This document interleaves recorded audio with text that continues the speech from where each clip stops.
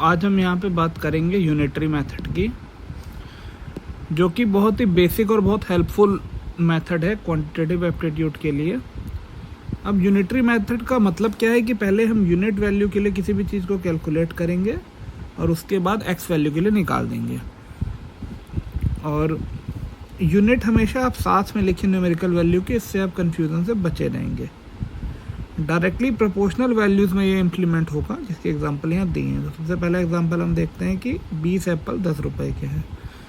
So 20 apples for 100 rupees, sorry 10 रुपये नहीं 100 rupees. अब यहाँ पे हमारे पास दो टाइप की वैल्यूज़ हैं, एप्पल्स हैं और रुपीज़ हैं, और ये डायरेक्टली प्रोपोर्शनल है। मतलब अगर हम एप्पल की क्वांटिटी बढ़ाएंगे तो रुपए की क्वांटिटी बढ़ेगी, और अगर हम एप्पल की क्वांटिटी घटाएंगे तो रुपीज़ की क्वांटिटी घटेगी। तो अब हम यहाँ पे ऐसे कर सकते हैं, 20 एप्पल्स, अगर हमें रुपीज़ की यूनिटरी वैल्यू चाहिए तो 100 रुपीज़ के हैं। तो यहाँ पे आ गया मेरा 5।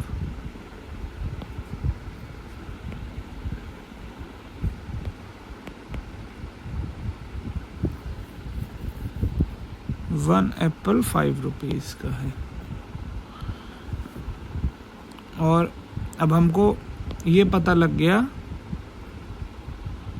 या ऐसे भी इसे लिख सकते, और अगर इसे डिवाइड करना है तो मतलब हमको रुपी डिनोमिनेटर में है तो रुपी के कंपैरिजन में आ जाएगा।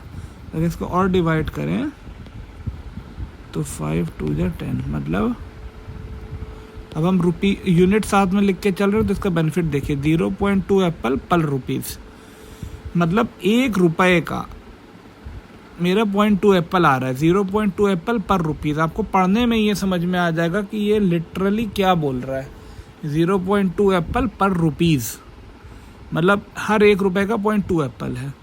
तो अब आपको यूनिटरी मेथड में आपने डिनोमिनेटर में रुपीज़ लिखा है, तो आपको 1 रुपये का पर रुपीज़ का पता लग गया। मतलब इसको ऐसे तो लिखेंगे 0.2 एप्पल्स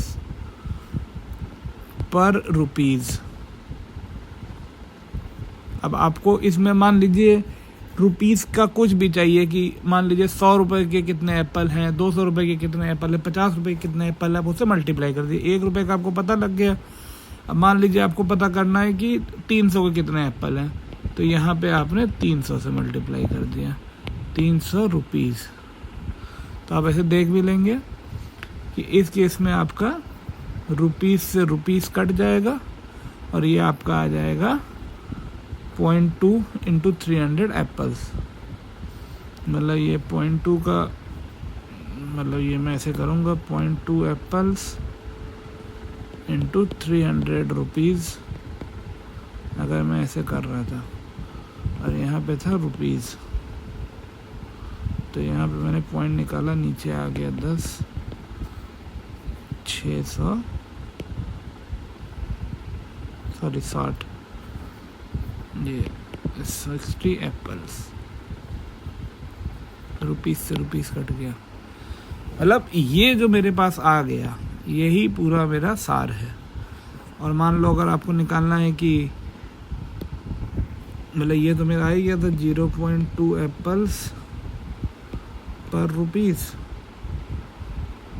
आपको निकालना, मान लो 500 को कितने एप्पल आएंगे, तो 500 रुपीज़ लिख दिया यहाँ पे, रुपीज़ से रुपीज़ कट गया, ये यहाँ से हट गया 10, 100 एप्पल्स। अच्छा, अब ये तो यूनिटरी मेथड का मेरा एप्लीकेशन हो गया था। मतलब जब मैंने रुपीज़ को डिनोमिनेटर में रखा। अब देखो मेरा कॉन्सेप्ट यही है, मेरा कॉन्सेप्ट मतलब वैल्यू ये दी हुई है 20 एप्पल्स फॉर 100 रुपीज़, और मैंने डिनोमिनेटर में रखा था रुपीज़। अब मान लो मैं डिनोमिनेटर में रखता हूँ एप्पल, तो मुझे यूनिटरी मेथड से यूनिट एप्पल का प्राइस पता लग जाएगा, यूनिट एप्पल की क्या वैल्यू है। तो मैं यहाँ पे करूँगा 100 रुपीज़,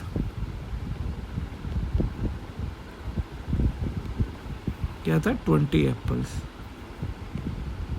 अब देखिए आप यूनिट साथ में लेके चल रहे हो तो कितना ईजी है। ये 5, तो इसका मतलब हुआ 5 रुपीज़ पर एप्पल। इसी को हम लिख सकते हैं 5 रुपीज़ पर एप्पल। अब आपको एक एप्पल का प्राइस पता लग गया। अब आपको कितने भी एप्पल का निकालना हो उसको आप मल्टीप्लाई कर दीजिए। जैसे मान लो आपसे पूछे कि भाई मुझे 50 एप्पल चाहिए, कितने के आएंगे, तो आपके पास ये है 5 रुपीज़ पर एप्पल इंटू 50 एप्पल। एप्पल से एप्पल कट गया, 5 इंटू 50 250 रुपीज़। मतलब जिसकी वैल्यू निकालनी है, जो मैंने सबको 250 एप्पल का निकालना है, 500 एप्पल का निकालना है, तो पहले आपको एक एप्पल का पता करना रहेगा। एक एप्पल का पता करने के लिए आपको एप्पल डिनोमिनेटर में लिखना है, और उसके बाद जितने भी आपने एप्पल डिनोमिनेटर में लिखा तो आपको यूनिट एप्पल का पता लग गया। अब जितने भी एप्पल का चाहिए उसका मल्टीप्लाई कर दीजिए। और आपको मान लीजिए रुपीज़ के लिए निकालना है कि मेरे पास 1000 रुपये है या 700 रुपये है, कितना आएगा, तो पहले आपको 1 रुपये का पता करना रहेगा कि 1 रुपये का कितना आएगा। तो 1 रुपये का पता करने के लिए आपको डिनोमिनेटर में रुपए लिखना रहेगा। 20 एप्पल अपॉन 100 रुपीज़ जब आपने लिखा तो ये आपकी आ गई 1 रुपये के लिए वैल्यू। और 1 रुपये का पता लग गया तो आपको x रुपये का पता करना है तो x से मल्टीप्लाई कर दीजिए, y रुपये का पता करना है y से मल्टीप्लाई कर दीजिए। ये हो गया। अब आपको दूसरा एप्लीकेशन इसमें समझते हैं मार्क्स में, कि 300 मार्क्स सपोज करिए किसी के 500 मार्क्स टोटल टेस्ट था तो उसमें आए, तो कितने परसेंटेज उसका स्कोर है। तो परसेंट का मतलब ही आप समझ ही रहे हैं, परसेंट। यहाँ लिखता हूँ, चलिए। परसेंट का मतलब ही होता है परसेंट, दैट इज पर 100। अब यहाँ पे क्या दिया है, 300 marks out of 500 marks. 300 marks out of 500 marks. तो यहाँ पे out of total 500 marks test लिख दीजिए ऐसे, total 500 marks test, 300 marks scored, 300 marks scored out of total 500 marks test. तो 300 मार्क्स आए 500 मार्क्स में, तो 500 मार्क्स मैंने डिनोमिनेटर में लिखा, तो इसका मतलब हुआ कि ये 500 मार्क्स टोटल थे। चलो, इसका मतलब ये हुआ कि अगर मैंने डिनोमिनेटर में टोटल लिखा है तो अगर टोटल 1 मार्क्स का टेस्ट होता तो उसके कितने बनते, ये आ गया इससे वैल्यू। अब मान लो 100 का होता तो 100 के लिए 100 परसेंटेज से मैंने मल्टीप्लाई करा। बेसिकली इसकी भी वैल्यू 1 होती है, 100 और परसेंट खुद ही 100 है। तो तुम किसी भी वैल्यू को 100% से मल्टीप्लाई करोगे तो उसका कुछ चेंज नहीं होता है। तो ये 1 ही है, ठीक है। तो ये तुम्हारा हो जाएगा, ये 0 से 0 कट गया, मतलब ये जो भी वैल्यू आएगा। आपको मैं कॉन्सेप्ट बता रहा हूँ, मतलब आपको ये देखना है कि वैल्यू तो आप कैलकुलेट कर ही लोगे, आपको लॉजिक समझना है। तो चलो मैं यहाँ पे कैलकुलेट कर भी दे रहा हूँ। 5 2 10 0 मतलब 60% मार्क्स है। अब जैसे मान लो ऐसे ही ले लो कि 150 मार्क्स अगर मेरे आए आउट ऑफ 200 मार्क्स टेस्ट, तो 150 मार्क्स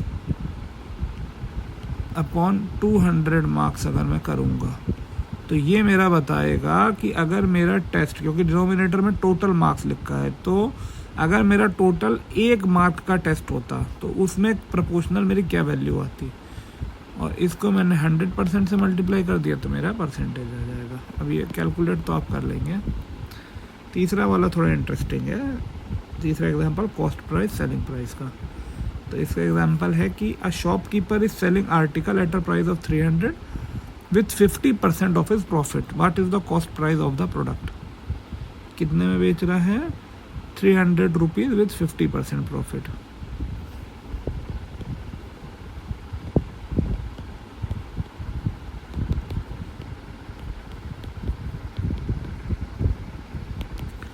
देखो कॉस्ट प्राइस हमेशा आपका 100% रहेगा, बेस रहता है ये आपका। जो भी कैलकुलेट होता है प्रॉफिट लॉस सब आपका कॉस्ट प्राइस पे ही कैलकुलेट होता है।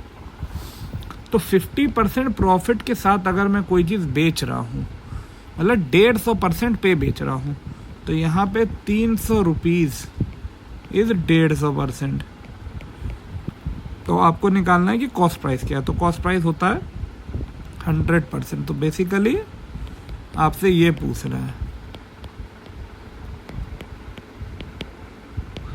कि 100% उसका क्या होगा। 100% इसका कॉस्ट प्राइस है, तो 300 रुपीज़ अगर आपका 150% है तो 1% कितना होगा, वो वैल्यू यहाँ से आ जाएगी। और 100% के लिए आपको 100% से मल्टीप्लाई कर देना है। परसेंट से परसेंट कट जाएगा, 150 से या 2 हो जाएगा, तो 200 रुपीज़ ये हो गया कॉस्ट प्राइस। मतलब ये समझना आसान है कि आपको जो भी वैल्यू निकालनी है पहले उसकी यूनिट एक वैल्यू के लिए क्या उसकी वैल्यू आ रही है, और उसके बाद आप उसको मल्टीप्लाई कर दीजिए जो भी